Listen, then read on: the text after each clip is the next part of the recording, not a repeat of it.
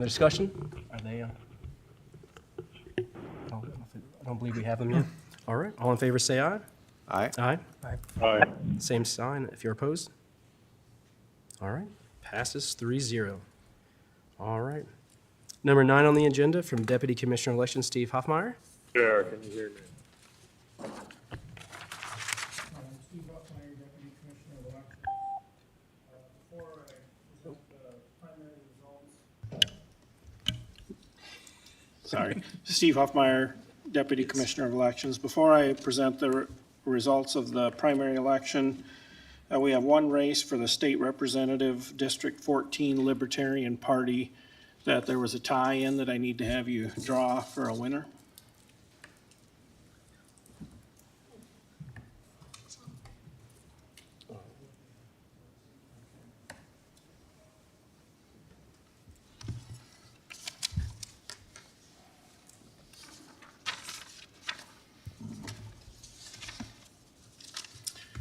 Okay, so we've got the results for the primary here, the canvass report and the abstract of votes. We had 4 provisional ballots that came through from Election Day. One of those was rejected because the person did not bring us proof of their new residence. The other 3 were accepted. 2 of them were actually just Election Day registrations, so there was no issue there. The third one was the person had chosen one party when they were going to vote, and then they quick changed their mind, and they weren't sure how to change that in the iPad where they check them in, so they just had them do provisional, but that was not an issue. We had 6 after-election ballots. One of those was a safe-at-home ballot that came in. It was received on time, so that was accepted. And there were 5 after-election ballots that were rejected because we were received too late. They came in on Thursday, and they're required to be in at 8 p.m. on election night. Okay. So I'll just need you guys to receive the report here and then go ahead and sign off on all this stuff. I'll move to receive. Second. Motion by Raddick, second by Nelson. All in favor, say aye. Aye. Aye. Aye. All opposed, same sign. Andy, do we have Matthew or Jeremy on? I believe they're on. Yeah, you want to confirm? Matthew, We're here. Jeremy, You can you can guys hear hear us? us? Yes. Yeah, we can hear you. Can you hear us? So they can hear you, but we can't hear them. Okay. So you guys can hear.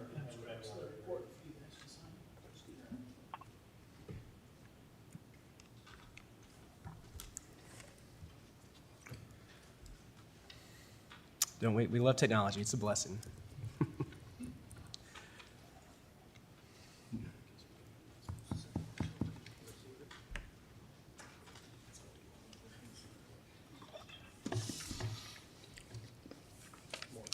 Okay.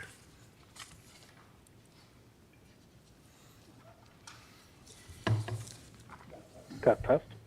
Test, test. Test 1, 2. Test 1, 2.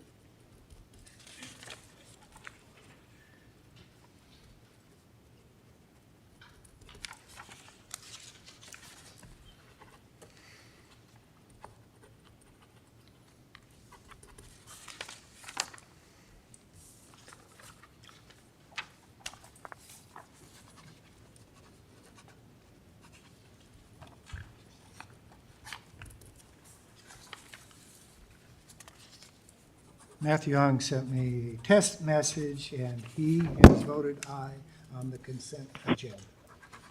Thank you, Mr. Otter.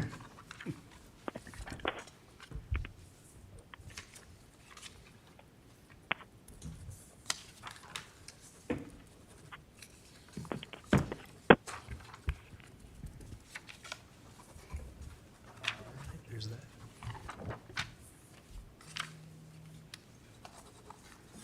All right. Jeremy also says that. I'm here. For the consent agenda? Okay, thank you. Jeremy did? Yes, sir, yep. All right. I'm just gonna have him call me or like we did with Dan last week. I think Can you guys try it again? See if they can. Okay. Matthew or Jeremy, can you hear us? Yes.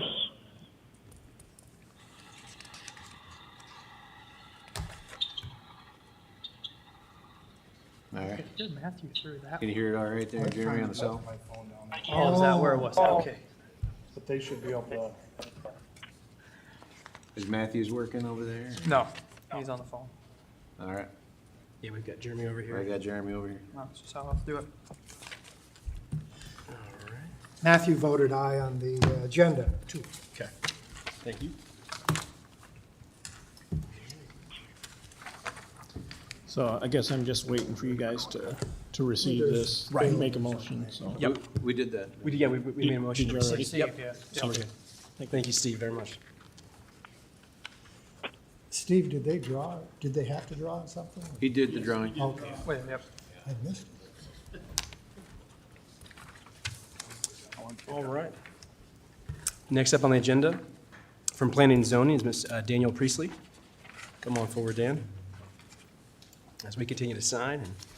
All right. Item A is to receive final report from the Zoning Commission recommendation from 5/29/2024 to approve the zoning ordinance map amendment rezone from agricultural preservation AP to agricultural estates AE zoning district on a portion of parcel number 8747052000001.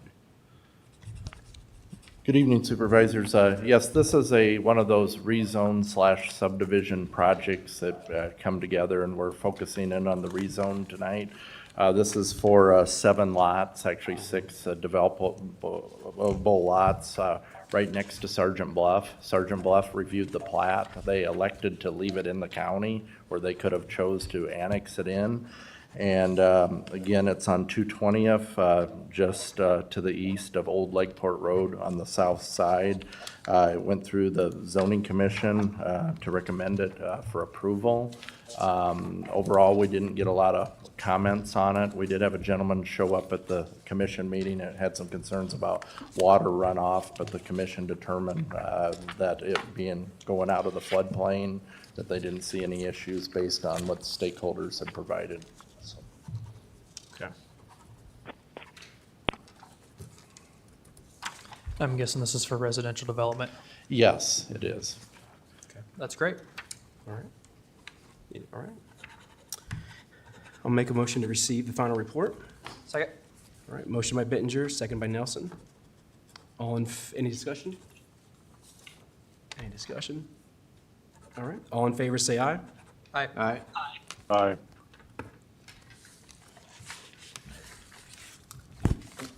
Is Matthew on the line? Okay, all right. Motion passes 4-0. All right. Item B is to conduct the first public hearing on the zoning ordinance map amendment rezone from AP to AE on portion of parcel, same parcel number ending in 0001. And if I may, for clarification to the public, the rezone process takes up to 3 public hearings, so over the next few weeks, and we will run the subdivision plat as another agenda item at the last meeting together, just for clarification. All right, thank you. At this moment, we'll go ahead with our public hearing. So right now, the public hearing is open. If anyone would like to speak for or against this, please come to the microphone, state your name and address, and Hello, my name's Dolph Ivener. I live at 3400 Talbot Road. I'm putting this project together. It fits with the neighborhood. It's got houses on all sides. We also signed a paving agreement so that if at any time we'll have to pay our share of paving for infrastructure, which is pretty important. And it fits within the edge of town, and we are starting to kind of run out of lots. I've been driving around, and we're starting, anyway. So it's what we need. We want to keep growing. So, thank you. thank you, sir. Anyone else wanted to speak for or against this during the public hearing?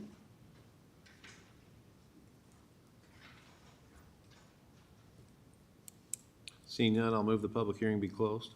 Second. All right, So motion by Raddick, second by Nelson to close the public hearing. Any discussion? All in favor, say aye. Aye. Aye. Opposed, same sign. All right, motion carries 4-0. All right, and then lastly, C, approve the first reading of the zoning ordinance map amendment rezone. I'll move the first reading. Okay. Second. All right, motion by Raddick, second by Nelson. Any discussion? All right. All in favor, say aye. Aye. Aye. All opposed, same sign. Motion passes 4-0. Thank you. Thank you, Dan. Were we able to get Matthew back on? Okay, thank you, Andy. Okay. Next on the agenda, item 11 from Veterans Affairs, Lonnie Coleman. It's the consideration and approval of appointment to the Veteran Affairs Commission.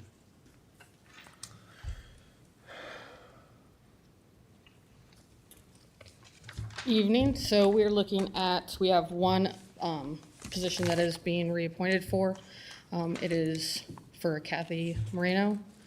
We did inform her that if she would like to continue running to be here.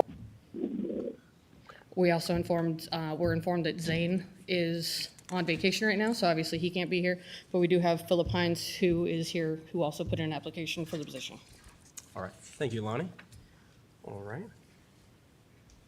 This moment, has everyone read the backup of the two applicants?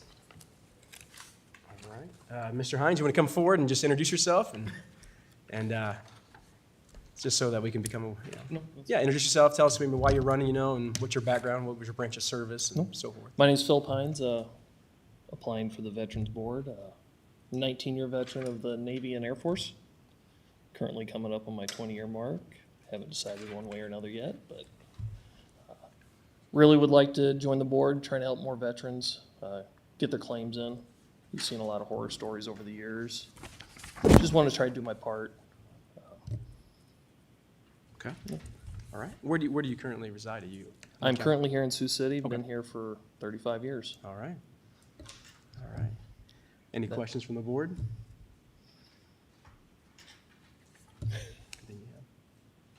Okay. Make right. it easy. Yeah. Thank you, Dylan. Thank you. All right.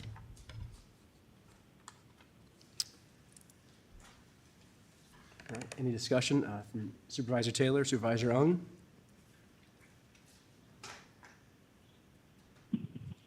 Can you even hear me? You guys hung up on me. Yes, we can hear you now, Matthew. Great. All right. Any discussion on either of the two candidates? Not from me. All right. Matthew, do you vote aye on all the items that were on the agenda? Yes, all previous items. Thank you. Supervisor Radder, do we have Supervisor Taylor on the phone? Yeah, is there, Okay. Can you ask him? still there, right? I am. Yeah, he was voting aye. Okay. All right. Do you want to ask him if he has any? Did you have any candidate? questions on any of the Turn your mic interviews on. or candidates? Did you have I any? don't. Am I able to be heard or just through you? I don't know. Can you hear it out there? They're nodding their head, yeah? Yep. Go ahead, Supervisor Taylor. Okay. No, I think all three seem like highly qualified applicants, and I think any of them would do a good job. I'll just wait to hear the board discussion before chiming in any further. Okay. I know Zane has applied before, and so it's always good to see applicants reapplying again, wanting to serve. So I think that's speaks well of his application. Both from my looking at, both applications, both qualified. Both I think you do a good job serving. Yeah, I think these appointments are tough because you normally have very good applicants. Right. And there's not enough spots for everybody, right? So Right. we definitely want to be delicate because we want you guys to come back, whoever isn't chosen, that can come back for a future appointment if there's an opening, So I do appreciate that about Zane, that he's applied in the past and wanted to come back again. I can really appreciate that. I don't know either of them very well, just Zane a little bit in passing. But I do appreciate that he had applied once before, and but both of these applicants are very great, and I'm glad that we've got people that are wanting to be involved. I really Right. am, so. Right. Yeah.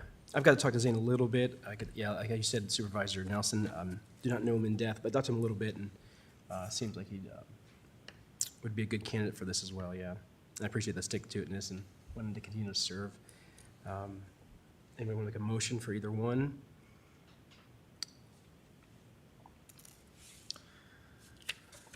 I would move to appoint Zane Turka onto Veteran Affairs Okay. Commission. All right. Is there a second for that?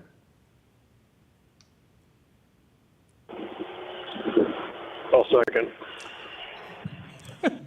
Jeez. All right. Motion by Nelson, seconded by Ung, for Zane to be appointed to the Veterans Affairs Commission. Any further discussion?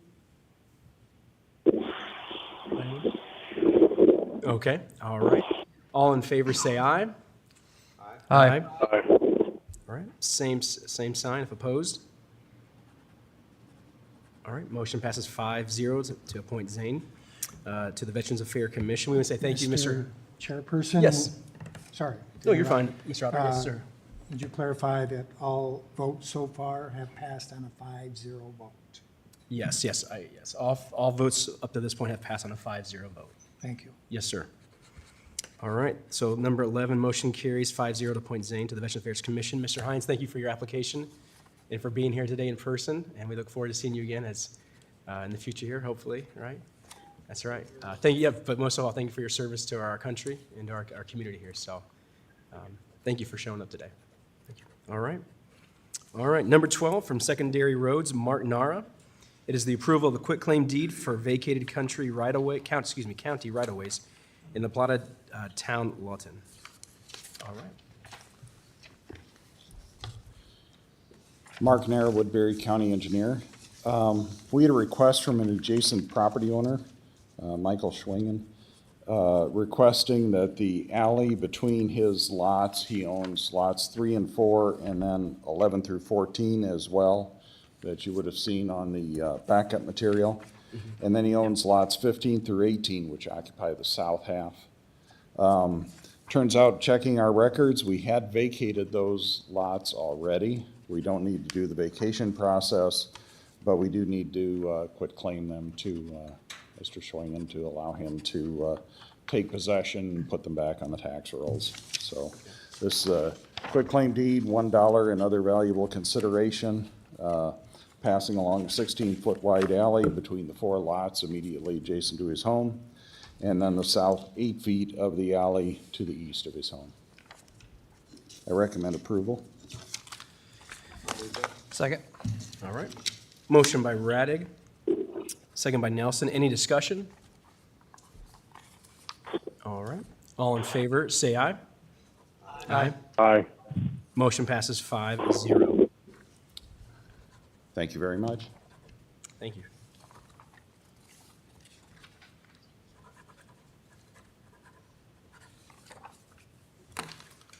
All right. Number 13, reports on committee meetings. Is there any reports on committee meetings? Oh, microphone.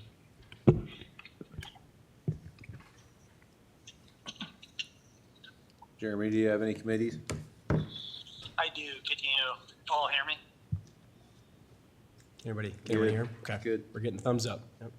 Okay, so we had a Commission of Veterans Affairs meeting on June 5th, and Lonnie Kuhlman went to a school that had, as part and parcel of it, a conference and clinic where there was a claims clinic and intake where OptumServe and BTS for claims all kind of had a confluence of working through kind of a one hub area, and it sounds like that may be a potential for us in the tri-state area, Iowa, South Dakota, Nebraska, to have that kind of hub come here as a kind of beta test this. So a good thing that may be a potential for our future. And then I guess along with that, I'm appreciative. I understand Supervisor Bittinger is becoming the the pastoral presence at the grill and the cookout. There's a lot of great outreach that's happening from August 25th with that cookout to many other town halls in Pearson, Smithland at the county fair. So appreciate them. And along with that one, I appreciate Kathy Moreno, who I understand tonight is closing out her service there, but really appreciate all that she's done. All right, thank you Supervisor Taylor, and I agree, echo. Thank you Kathy for your service at the Veterans Affairs Commission. And yes, I am, I think officially dubbed the grill master and there. So we're looking forward to that, to the August 25th, the Veterans Affairs cookout and events. Can be very well. Fun event, so. All right, any other reports on committee meetings? Woodbury County Emergency Management Director Mikey Montino is going to have disaster survival training that they're going to offer throughout the county. So far, there's 4 communities that are going to host that: Mobile, Salix, Smithland, and Sioux City. I think there's maybe still looking to fill a few more dates. If you're interested in that, I know Chad Sheehan's very involved with that as well, but you can reach out to the emergency management folks, Mikey. They can get you in touch. I think it's going to be a great program. I'm hoping to sit in on at least one of them. And it's been something that there's kind of it's kind of neat. You've had emergency management, you had the sheriff's office, and you've had citizens working on trying to get this off the ground for quite some time. So happy to see that they've got something coming up. The KTIV had a story about it today. If you want some information, you can catch that news story. But otherwise, reach out to emergency management to find out those dates and times and locations. All right, thank you Supervisor Nelson. Yeah. All right, any other reports and committee meetings? All right. On to number 14, citizens' concerns. Are there any citizens that would like to speak? Please come to the mic, name and address, and state your concern. Kevin Nelson, Mayor of Salix, 406 Willow Street. Hi, everybody. I'm back again to talk about the Salix Drainage District. We had postponed, by we I mean the county supervisors had postponed a decision on whether or not to make the drainage district a couple months ago. I think it's coming up sometime in June. I'm here to give you a quick update and a request. The update is a couple weeks ago, the Farmers Drainage District offered a contract to the city of Salix for 5 years to the tune of $7,000 a year. The city council of Salix has seen it and they'll be discussing it tomorrow night. I've heard from several of the council members and they're leaning towards going towards that path, but also would also like to pursue the smaller version of the Salix Drainage District. If you recall, originally we had all the way over to Snyder's Bend, and then along the lines, we were like, okay, how about just to the interstate and that main drag from the interstate to Highway 75 and south. It's gonna go beyond Salix boundaries, so it can't just be us. It's not just gonna be Salix, but it's much smaller than originally proposed. Okay. That's hopefully, personally, what I hope happens. And I don't think it'll have as much blowback because Browns Lake people wouldn't be affected, the farmers on the other side of the interstate wouldn't be affected, and that was the vast majority of the blowback. So hopefully the county supervisors would approve that smaller version so that that newly created drainage district could do projects such as cleaning out the ditches, maybe getting rid of that gravel road between Highway 75 and the park, so that could be a larger basin, so that the city has a larger window before they have to pump into the Farmers Drainage District. Those are just 2 examples of what the new Salix Drainage District could be created to accomplish. So overall, my update is we have an agreement, and I would like you to postpone it for 2 months, maybe, so that B&K can get you the latest and greatest new and improved version for you to look at and approve. Happy to answer any questions. All right, so you're asking for the June meeting, postpone that 2 more months. That's what you're asking for, correct? Correct. Okay. I know you can't do it during citizen concerns yet. It's Right. put on the agenda for Right. next week, Okay. so you all can vote on it because it wasn't on the agenda tonight. Right. Fully understand that. Right, just want to make sure we're clear, yeah. Yep, What you're asking I for. fully get that. Okay. I'm just And asking for you to. The 5-year agreement was a pumping agreement. Correct. Yeah. It's the exact same thing that we had before, only the amount is different. Sure, yep. Gotcha. So we're right back where we started as far as the plan, excuse me, as the plan. But that's why some of the city council people like to pursue like, well, that's great, Yeah. positive, smiley face, but we're 95% done with the proposed sales experience district, and there's still a need to clean out the ditches, to get rid of that gravel road, et cetera. Why not finish it the last 5%? So. Okay. All right. Any questions? Okay. All right. All right. Thank you, Kevin, very much for your hard work and diligence in that. We will pray for a good resolution to this. Me So. too. It's been a few years Yep. about this exact same thing, and we're Right. almost there. Right. Thank you for your hard work, man. Very much. Any other citizen concerns? Don't want to leave out anybody, right? All right. Everyone's like, no, please, no more. No. All right. Let's move on to number 15, board concerns. Any board concerns? I had a couple questions about D50 for Mark Nair that came today. When, I know the intersection, the east intersection's open, when will that paving project be done? I know that the concrete plant had to leave last week, but as far as the shoulder work, and then I've had some questions, that used to be a four-way intersection before we did any of the gravel raising. There's some residents concerned about the sight distance looking east, as far as especially a lot of truck traffic, which is why we paved that road, was for all the truck traffic. So I wanted to pose those to you today. I heard a lot of that over the weekend, so. The plan at this time is to retain a four-way stop at the intersection of Mason Avenue and 250th Street, so it would be in the same condition as it was prior. Great. We'll be doing some traffic studies to see where our traffic is actually coming from. Great. The hill there does exceed the 55-mile-an-hour speed for the design, but we all know a lot of people are going faster than that. Yeah. So, again, we do plan to leave the stop signs in place at this time. The contractor's plan is to move over on the job here at the beginning of next week.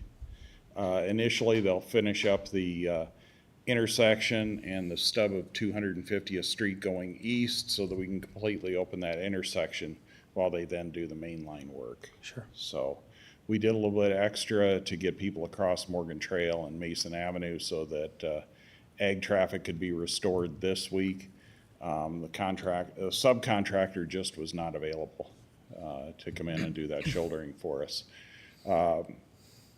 We had a great paving contractor out there. They got it done and in so quick that their subcontractor's having a hard time following that effort. So, but everything is ready to go. We're expecting him in next week, and we should see within the next 2 weeks we should have a road that's open to traffic. Sure.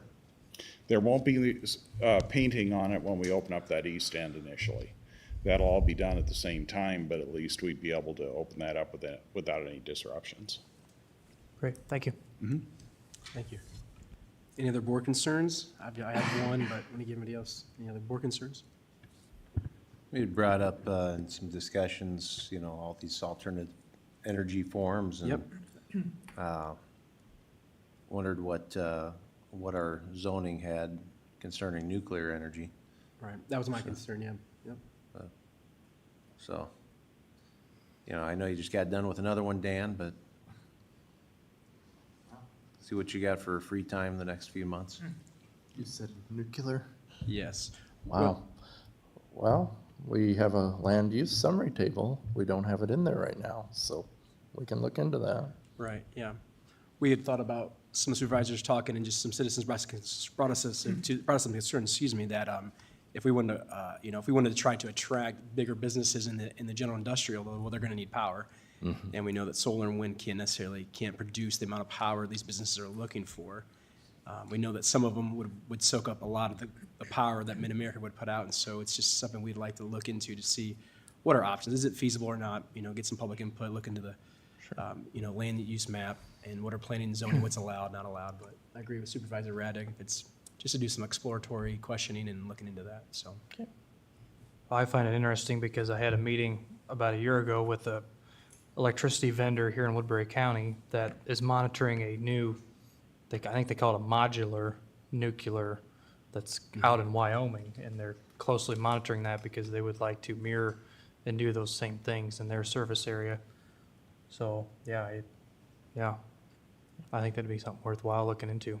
Yeah, I think probably be good if we do the agenda item thing Yep. maybe and Yep. have the zoning commission maybe kind of use a similar process. Okay. Yeah, all right. We just love the zoning people so much, they just do such a good job that we'll just keep them, keep them busy, yeah, Right. yeah. Yep. Thank you, Dan. That's good. Thanks, Keith. Yeah, that was my concern, yeah, same concern. Yeah. Yep. That's all that I have. Supervisor on, Supervisor Taylor, any other board concerns? No. All right. All right. None from Supervisor Taylor. All right. With that,